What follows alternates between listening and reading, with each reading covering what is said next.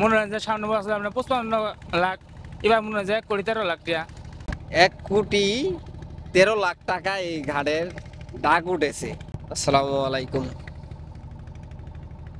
হঠাৎ করেই বগুড়ার উদ্দেশ্যে যাচ্ছি। মূলত আমাদের এখান থেকে চলাচলের মাধ্যম হচ্ছে নৌকা। আমরা নৌকা করে যাই। আমাদের মাঝি ভাইয়ের সাথে গল্প। ভাই কেমন আছেন?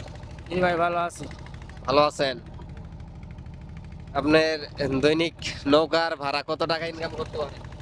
ইনকাম মনে করেন যে কতদিন চালানো ওঠে, কতদিন গুনারি, কতদিন 500 1000 নাপতা। তেল কয়টা যা? এলাম না মনে হয় যে যদি আপনার একটু পা টেনে যাই তাহলে হয়তো 12টা 15টা, আর হালকা গেলে 10টা 11টা। 15টা তেল যায়। দৈনিক কি ওটা 5,000? না না, ও তো পাড়া টাইপ। মনে হয় যে 3000 2500, কতদিন 2000, কত কম ওঠে। এই তেল খরচ আপনারা আরো দুইজন খাটেন, মাত্র 1,000 টাকার জন্য নৌকা চালান। সিরিয়ালের নাম জান লাগে। সিরিয়ালের নৌকা। হ্যাঁ, আপনাদের যে ঘাট, ঘাটে যে কত টাকা মানে তাদেরকে দিতে হয়? ঘাট কোনো টাকা আছে হ্যাঁ, ডেকে নিয়ে নিতে হয়? হ্যাঁ, টাকা দেওয়ার লাগে। এই যে মানে যে ঘাট থেকে এক ঘাট থেকে আরেক ঘাটে নৌকা যায়, কত টাকা দিয়ে ডেকে নিতে হয়? মানে কত লাখ বা মানে এটা আপনার যে সরকারি টাকা না লাগে তো। মানে আপনার আজ 8 বছরে ডাক, মনে হয় যে সামনে বছর আপনার 55 লাখ, এবার মনে হয় যে 1 কোটি 13 লাখ টাকা। 1 কোটি 13 লাখ টাকা এই ঘাটের ডাক উঠেছে। এখন মূলত 1 কোটি 13 লাখ টাকা, আমার প্রশ্ন হচ্ছে কোথায় যায়? এটা মূলত কি সরকারের কাছে যায় নাকি কোথায় যায়?